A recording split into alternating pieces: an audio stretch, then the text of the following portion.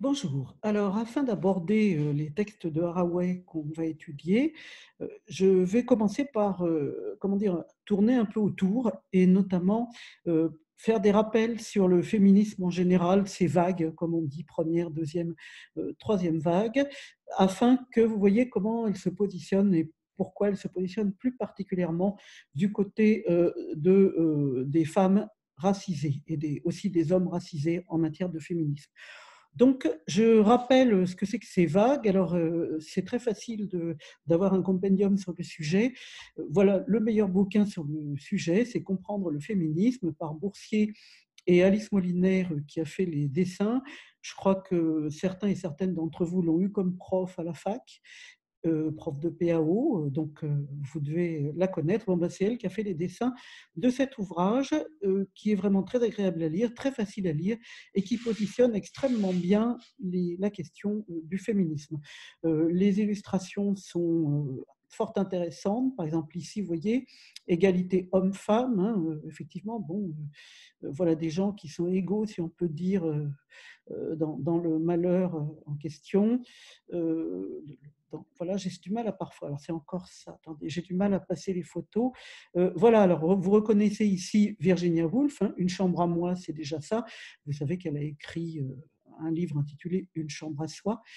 Et elle pense que pour qu'une femme arrive à travailler correctement, d'une manière intellectuelle ou artistique, il suffit qu'elle ait une chambre à soi et un peu d'argent de rente. Enfin, et avec ces deux conditions, seulement deux, vous pouvez travailler tranquille. Donc, c'est une sorte de déni du couple où la femme est sans cesse sollicitée, doit tout le temps faire ci, faire ça, etc. et perd énormément de temps. Donc, voilà l'image même de la chambre à soi. Ensuite, je vous montre Louise Bourgeois, j'arrive pas à passer l'image. Voilà, ça y est, là, voilà. Louise Bourgeois, donc ça, c'est une photo très connue de Mapplethorpe, un photographe du XXe siècle. Et Louise Bourgeois, c'est une artiste dont vous avez ici un portrait caricatural, certes, mais néanmoins saisissant. Donc, c'est une artiste qui a connu un succès extrêmement tardif, vers 60-65 ans, pas avant, et qui disait elle-même, c'est normal, quand vous êtes une femme, on attend cet âge-là pour avoir le moindre succès. Donc là, on la voit avec une sculpture particulièrement suggestive sous le bras. Donc, encore un exemple des illustrations. Celle-ci, vous avez reconnu, bien sûr, mais de façon inversée par rapport au genre, le fameux déjeuner sur l'herbe, dont tout le monde se fait des gorges chaudes. Ensuite, je vous montre également celle-ci, qui est exactement son pendant, si on veut, hein. Voilà, cette fois, vous reconnaissez la Vénus, hein, la célèbre Vénus à la coquille enfin, ça s'appelle pas comme ça, hein, c'est la Vénus de Botticelli, c'est moi qui rajoute à la coquille, c'est assez ridicule. Donc la remplacer par une figure masculine pour inverser complètement le sens habituel. Une représentation fort intéressante de l'hystérie. Vous connaissez l'histoire de l'hystérie. C'était l'affaire de voilà, la fabrique de l'hystérie. Comment est-ce qu'on fabrique l'hystérie? Donc le photographe et la femme hystérique qui est posée comme systématiquement comme, comme sujet, comme objet du regard masculin. J'enlève ces images pour vous montrer la meilleure peut-être que j'ai oublié de vous montrer. Elle est extraordinaire, celle-là. Je crois que c'est difficile de faire mieux. Voilà, sexoire. Qu'est-ce que vous voyez? Bon, certes, vous voyez une sorte de godemiché, mais vous voyez surtout les fameux films hollywoodiens terribles. Alors ici, c'est vraiment Star Wars. Le bonhomme là, avec son chapeau, là, avec une civilisation qui n'est même pas foutue qui a l'air très très développée, mais personne n'a trouvé un moyen d'avoir un masque de respiration artificielle qui soit un peu efficace. Enfin bon, là, il y a une espèce de moquerie sur ce personnage paradoxal comment il s'appelle déjà, j'ai oublié. Vous savez mieux que moi. Bref, je continue avec mon féminisme pour vous rappeler que si vous voulez en connaître long sur le féminisme de 10 premières vagues, le livre à lire, ça va et vous étonner, c'est un roman de Tracy Chevalier dont je vous recommande d'ailleurs les œuvres. Tracy Chevalier, la voilà le roman Le récital des anges. Il raconte vraiment le féminisme première vague, le féminisme du 19e siècle, né de l'indignation des femmes, de la façon dont elles étaient traitées.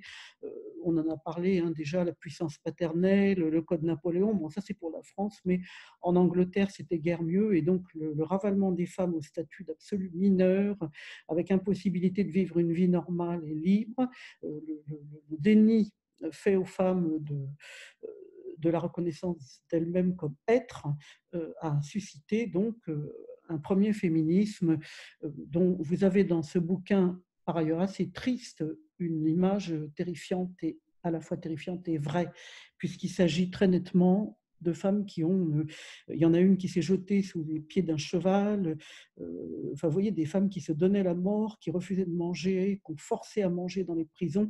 Enfin vous avez l'image de la violence subie par les femmes à cette époque dans ce roman extraordinaire de Tracy Chevalier, qui a écrit toutes sortes d'autres romans tout aussi extraordinaires et qui tous convergent vers. Enfin, je pense que c'est une excellente initiation au féminisme. Bon, pardonnez-moi de vasouiller un peu, c'est la première fois que j'utilise ce système d'écran partagé pour vous passer des images. Je ne sais pas si c'est une très bonne idée, parce que ça s'éteint tout le temps. Bon, voilà. Alors, on va passer maintenant au féminisme troisième vague. Et pour ce faire, je vais vous montrer une image que voici, qui est en train d'arriver. Voilà. Donc, il s'agit de Zami. Cité, c'est une image, alors je vais la mettre un peu mieux, si je peux. Oui, ça marche, formidable. Donc là, ça fait un truc bizarre, bon, c'est pas grave. Voilà, Zami, une biomythographie par Audre Lorde. Cette Audre Lorde est une femme que cite, que cite Haraway, et je vais vous expliquer pourquoi ça peut signifier d'une certaine façon le féminisme dont nous allons parler, qui est le féminisme de la troisième vague. Désolé, c'est pas facile à faire fonctionner ce système. Ça ira mieux la prochaine fois. Alors, donc, là, on se branche un petit peu sur Haraway, c'est-à-dire sur les protestations des Noirs et autres femmes racisées, c'est-à-dire à qui on inflige une discrimination hein, au nom de la race, une notion qui, vous le savez, n'a aucun fondement pour les humains et les humaines. Les races, c'est employé pour les petits chiens, enfin même les grands chiens, mais c'est à peu près tout. Hein. C'est une terminologie peu, disons, peu heureuse, comme on dit. En effet, Homo sapiens sapiens, c'est le nom d'une espèce, c'est comme chien, chat, lemming, je sais pas, tortue de Floride, enfin bon, vraiment tout ce que vous voulez. Et donc, on ne peut pas parler de race, on est obligé de parler d'espèce humaine. Et c'est à partir de le féminisme troisième vague, c'est celui où naît la notion d'intersectionnalité. C'est-à-dire les femmes racisées protestent contre le féminisme blanc en disant que le féminisme, c'est uniquement celui des bourgeoises blanches. Et c'est ce qui donne naissance à la notion d'intersectionnalité. Ça implique que les femmes racisées subissent plusieurs discriminations simultanées. Elles s'ajoutent les unes aux autres et les effets dès lors se trouvent multipliés. Le racisme se combine avec le sexisme. Alors, je reviens sur cette notion d'espèce. C'est assez étonnant de penser que c'est une notion pas très solide, enfin assez floue finalement. C'est plus une intuition utile qu'un véritable concept, mais malgré tout, bon, c'est un mot très employé que le mot espèce, et en tout cas pour l'espèce humaine, voilà, l'emploi est régulier. Alors, par la suite, le mot de intersectionnalité a désigné toute forme de discrimination qui peut s'ajouter à une autre. Donc, c'est là que je vais commencer à citer Haraway. Vous voyez, je la cite de façon un petit peu indirecte pour commencer, puisqu'elle fait grand cas de cette poétesse Audre Lorde. Alors, j'ai mis, il faut que vous voyez à l'écran, parce que c'est pas Audrey, hein, c'est Audre, une poétesse noire américaine qui déclare dans l'introduction de sa biomythographie Zamis, que vous avez à l'écran, qu'elle est à la fois poétesse, guerrière, mère, lesbienne, noire. Vous voyez, elle ajoute des caractéristiques et Haraway y voit une subjectivité puissante synthétisée à partir de fusion d'identités marginales. Donc, vous voyez comment tout s'ajoute, hein, femmes, noires, lesbiennes, etc. Il y a une espèce de… Tous ces mots entrent en fusion en quelque sorte. C'est une collection assumée de positions minoritaires, d'identités marginales, dit Haraway, qui constitue ainsi l'être. Alors, on parle de minoriser pour toute personne qui ne correspond pas à un certain idéal social extrêmement restreint, qui correspond historiquement au pouvoir qu'a pris depuis 6000 ans le patriarcat. Alors, je vous renvoie à mon livre aux éditions X, Dis papa, c'était quoi le patriarcat? Le titre est marrant, mais et le thème, bon, c'est pas forcément. Enfin, l'idée, c'est que je vous montre dans ce livre le processus de cette prise de pouvoir, qui est historiquement daté, hein, de façon très claire. Il y a eu, bon, la localisation est plus complexe, le rapport à la langue indo-européenne n'est pas clair parce qu'il y a certains peuples patriarcalisés qui sont bien de langue indo-européenne, mais tout ne se recoupe pas exactement. Donc en fait, il faut voir comment finalement l'homme blanc et le système appelé patriarcat fonctionnent ensemble. Et aujourd'hui, on a en ligne de mire une figure qui a longtemps été considérée comme l'ennemi principal, hein, pour reprendre le titre de Christine Delphi. C'est une sorte de personne qui serait un homme blanc, un homme cisgenre, c'est-à-dire un homme qui n'est pas trans, et qui serait quelqu'un qui, c'est pas forcément l'homme blanc lui-même en tant que personne particulière, sur ce que ça sert à rien d'accuser les hommes, etc. Mais c'est parce qu'il y a des tas d'hommes qui peuvent correspondre à ce type et être dans un état très misérable et n'avoir aucun pouvoir. Mais il s'agit plutôt de viser le système dans lequel cet homme blanc est sans cesse valorisé. Et ça, c'est le patriarcat qui s'est vu aujourd'hui en lien étroit avec le capitalisme mondialisé, comme on l'a vu dans le cours où je vous ai parlé de Silvia Federici. Alors, vous avez vu, bon, le patriarcat est partout, les séries télévisées, vous avez un héros masculin, l'homme est le chef, il est le courageux, il est l'actif. Les publicités réduisent la femme à l'achat de maquillage et de vêtements, c'est les reines du shopping à la télé, les comédies romantiques contre les films d'action, et vous avez ce cliché régulier, la femme qui est bonne, qui soigne, qui protège, elle est aide-soignante, elle est mère, infirmière, etc. Et même si elle est forte, même si elle est armée et batailleuse, elle se bat toujours pour un truc réputé féminin. Par exemple, elle se bat pour son enfant.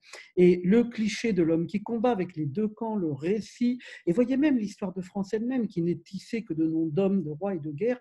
Bon, tout ça finalement finit par occulter une réalité, de nombreux faits historiques qui concernent les femmes, et particulièrement le vol de leur identité en cas de découverte scientifique, et aussi leur disparition programmée des médias, des façons de parler. Vous avez dû remarquer, hein, les médias, l'homme qui parle tout le temps. L'homme blanc en question occupe, sature en quelque sorte les espaces médiatiques, et ces hommes sont extrêmement majoritaires. Donc on a un lien extrêmement étroit entre, d'un côté, l'homme qui est une sorte d'incarnation abstraite, les vrais hommes qui ne sont pas forcément comment dire, des décalques de l'incarnation abstraite, encore que certains le soient. Vous voyez, c'est compliqué. Et la découverte, vous avez remarqué, est toujours placée sous le nom d'un homme. Vous direz par exemple les théories d'Einstein, quand bien même ce serait une équipe, et particulièrement une certaine Milena, qui aurait joué un rôle extrêmement important dans les découvertes en question. Bon, il y a eu des tas d'exemples, hein. On en a quelques-uns sur un vieux site, Alka MTI, que vous trouvez en ligne, où il y a des articles intitulés Rendre à Césarine ce qui est à Césarine. Bon, c'est une façon de formuler la chose avec des tas d'exemples d'inventrices qui se sont fait piquer leur découverte par un homme, ce qui constitue finalement une histoire fausse du monde à la fin. Alors, la saturation de l'espace par l'image, que ce soit le métro, Facebook, les hommes sont toujours représentés de manière valorisée, alors que les femmes sont représentées de manière beaucoup plus comme des objets. Alors là, je vous ai mis bah, je voulais faire défiler, tiens, voilà, voilà, regardez-moi tous ces hommes blancs, subtilement alors c'est des vieux, hein, vous vous dites: «Oh là là, c'est pas moderne cette documentation». Bon, peu importe. Ouais, même De Gaulle, hein, c'est dire et Sarkozy. Bon, enfin bref, vous voyez ici, le caractère irrespectueux de la représentation féminine et au contraire, l'homme réduit à sa tête, à son buste, mis en valeur et cetera. Ce qui permet de dire que, faussement naturellement, que les femmes sont naturellement des objets que les hommes veulent s'approprier. Alors il y avait eu une polémique comme ça, un certain présentateur appelé Moix, bon c'est vieux mais c'est pas si vieux que ça fait à peine quelques années, hein. Alors le type était un vieux monsieur qui avait dit qu'il prétendait choisir uniquement les jeunes femmes, alors que lui était vieux, laid, repoussant, mais la parole qu'il avait le droit de citer était son choix à lui. Le fait qu'il s'arroge sans complexe le droit de dire qu'il peut prendre ou pas telle ou telle femme, il n'y avait que son choix qui compte. Donc tout ça, ce que je veux vous montrer, c'est que c'est lié fortement à des représentations. On oublie à quel point ça peut être important, hein, ces jeux de représentation. Bon, je préfère mettre Zami, c'est plus chouette, hein. Alors, les choses bougent un petit peu, parce que, par exemple, la sentience des animaux qui a eu lieu en 2016, dans mon souvenir, c'était, vous voyez, par rapport à ces têtes d'hommes en majesté qui supposent le verdict absolu de l'intelligence, comme pouvoir arrogant de s'arroger les autres êtres à son usage, ben finalement, déplacer ça dans l'émotion des animaux, s'il se passe quelque chose, c'est-à-dire la tête masculine hyper valorisée en buste, hein, représentante du pouvoir sur son piédestal, y a des choses qui bougent. Et l'animal a longtemps été considéré comme fortement opposé à l'homme, l'homme, hein, l'homme, autrement dit le masculin, le féminin n'existant même pas dans l'histoire. Et c'est assez étonnant de voir, dans un bouquin comme par exemple celui d'Élisabeth de Fontenay, Le silence des bêtes, elle prend des tas d'exemples de philosophie canonique, classique, ce qu'on trouve dans les manuels de philo de terminale, hein, disons, et elle montre comment, à chaque fois, tous ces philosophes n'ont eu de cesse que de poser une frontière extrêmement étanche entre ce qu'ils appellent l'homme et ce qu'on appelle l'animal. Donc, finalement, tous ces discours présidentiels, avec la pose toujours le même, enfin je pense, je ne sais pas, vous vous rappelez Macron faisant sécher son vernis à ongles, comme ça, là voilà, comme ça, dans une pose destinée à émouvoir le peuple, à dire regardez, je vous montre mes mains, voilà, voilà, comme ça, je ne sais plus comment il était, oui, à peu près comme ça. C'est bon, l'air de dire ah, voyez, je suis avec vous, etc. Là, les conseillers du marketing ont cru bon de ne pas se limiter, comme d'habitude, à la tête du pouvoir, à ce buste masculin coupé court qui représente le pouvoir, cette figure vraiment napoléonienne, hein, donc, des hommes d'État français, pour introduire l'élément des mains qui était posé devant en signe soi-disant de confiance, mais c'est tellement gros comme une maison que tout le monde derrière l'écran a dit bullshit, bullshit, bullshit, exactement comme dans le film des Anonymous, vous savez, auquel je fais allusion. Alors, si cette question vous intéresse, vous avez la philosophe indienne Spivak, Spivak, qui a écrit un bouquin traduit en français sous le titre Les subalternes peuvent-elles parler? Et elle montre comment il y a une représentation, particulièrement en France, très napoléonisée pourrait-on dire, où en laissant un peu de buste visible naturellement, on valorise énormément. D'ailleurs, je suis représenté comme ça. Dès qu'on parle, vous voyez, même sur Zoom, on se met dans cette position-là. Hein, mais pas, je ne sais pas comment. Voilà. Donc, si j'étais une blogueuse de rouge à lèvres, en revanche, je montrerais, je pense, un peu plus les mains, le corps et tout. Il y aurait quelque chose comme cette espèce de permanente volonté de séduction. Alors, naturellement, on ne va pas le couper là, hein, le bonhomme, parce que vous voyez, si on coupe là, ça donne des mauvaises idées au peuple, hein, qui peut avoir, notamment en France, une certaine tradition de raccourcissement capital, au sens propre du mot capital, hein, rappelez-vous de votre latin, des personnes puissantes. Voilà. Alors, je termine donc pour reprendre un peu les trucs un peu flous du début. La deuxième vague, passage à la troisième vague, ça permet aussi de prendre en compte le queer, autrement dit le fait que de nombreuses femmes sont patriarcales, tandis que de nombreux hommes ne le sont pas. Et on ne peut pas dire du coup simplement les hommes en les accusant de patriarcat, parce que même si bon nombre d'entre eux, comme on dit, ne doutent de rien et notamment pas de leur supposée puissance innée, d'autres ne sont pas du tout dans cette perspective. Vous vous rappelez Lyra dans La Croisée des mondes? Elle parle aux sorcières et les sorcières disent que les mâles se croient immortels alors qu'il dure très peu de temps. Et c'est assez frappant, ça c'est écrit par un féministe, hein, Philippe Pullman, à la croisée des mondes, un bouquin féministe là aussi remarquable. J'aurais pu le mettre avec Tracy Chevalier et Philippe Pullman. Voilà vos lectures de l'été ou de septembre, si vous, vous prenez la chaîne en septembre prochain, comme il est prévu d'ailleurs d'après le programme. Les sorcières se rendent compte, elles aiment les hommes en question, et puis ils ne durent pas très longtemps. Et il y a une certaine surmortalité masculine. Voyez les accidents de la route du samedi soir en province chez les gamins de 18 ans, par exemple. C'est toujours cette ambivalence sur laquelle on va jouer. Moi, je traite surtout homme-femme, assigné homme, assigné femme, mais il y a cette dimension queer dont on a parlé la dernière fois qui demeure extrêmement importante. Alors, pour conclure sur ce petit chapitre, il faut vraiment comprendre la dissociation du système femelle-mâle, qui est une affaire de biologie, et du système des genres. Alors, on vous dit la théorie des genres, ce n'est pas la théorie, ce n'est pas une théorie, c'est un système. Il y a un système des genres, une opposition entre femmes et hommes, qui est un plaquage social. Et c'est pour ça que je parle, pour ma part, j'ai essayé de traduire quelque chose assigné homme et assigné femme. Alors, pourquoi je dis ça? C'est une tentative de traduire le concept de Haraway de femme TM. Alors, elle écrit femme et puis en haut, elle met un petit T et un petit M. Et ça correspond à une réalité commerciale de trademark qui est complètement états-unienne. Et donc, on ne peut pas tellement, il n'y a pas tellement d'équivalent. Ce n'est pas marque déposée en France, c'est encore autre chose. Les systèmes, disons, commerciaux ne sont pas tout à fait les mêmes. Donc, parler de femmes avec le petit TM en haut, c'est pas très parlant en France.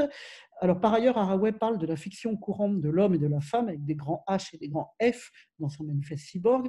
Mais quand elle utilise ces sigles pour estampiller les fausses réalités, pour montrer à quel point hommes et femmes sont des marques commerciales utilisées par le patriarcat qui les exploite économiquement, on est dans une difficulté puisqu'on a l'opposition entre le petit R qu'on entoure d'un cercle, c'est Registered Trademark, et l'abréviation TM qui correspond juste à Trademark. Ça signale d'ailleurs une marque non déposée. Alors, pourquoi vous voyez, c'est complètement confusant en France. On aimerait qu'il y ait homme, marque déposée, ou femme, marque déposée. Ça qui serait la bonne traduction. Mais en fin de compte, c'est parce que le droit commercial n'est pas le même, ce que je vous disais. En effet, contrairement à ce qui se passe en France, aux États-Unis, une marque d'usage donne des droits. C'est-à-dire que pendant 5 ans, si une entreprise a utilisé la marque et peut fournir des preuves, des preuves que la marque a été utilisée par elle pendant tout ce temps, et ben à ce moment-là, vous avez la marque lui appartient. Et comme on voit que ça fait quand même un peu plus de 5 ans que le patriarcat oppose ces deux marques favorites, l'homme et la femme, et qu'il a fourni toutes les preuves nécessaires de leur usage, vous voyez, pas de doute, ces marques lui appartiennent. Voilà, j'ai terminé. Désolée pour le caractère un peu brouillon de cet enregistrement. Je vais essayer d'arranger ça la prochaine fois. Merci.